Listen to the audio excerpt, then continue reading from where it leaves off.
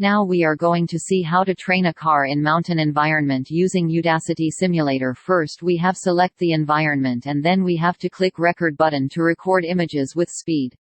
We are training in highly curvy environment, so at first we are unable to drive properly, so it's take instant hits on the side. After that numerous attempt we are able to drive properly along the curves. After that we have trained the car in the perfect driving mode so that it will not take a hit in autonomous road. You will see how our car hits a sideways in auto environment. Now our car moving so nicely around 30 miles per hour speed in a plain road, and we are gradually reducing the speed while taking a curves.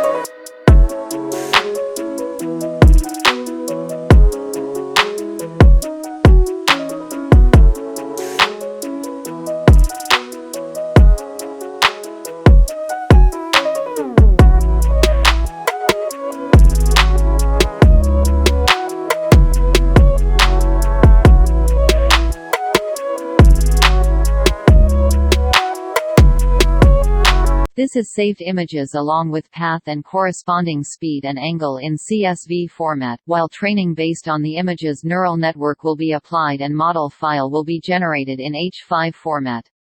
Now we will load our trained model and check how our autonomous mode will work, but unfortunately it doesn't perform up to our expectations, so we have done the training for more number of laps.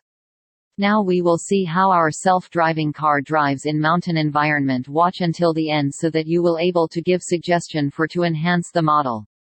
After that we run more laps and give more iteration on training and then generated model so it works perfectly, but still there is a room for improvement which can suggest in the comment section.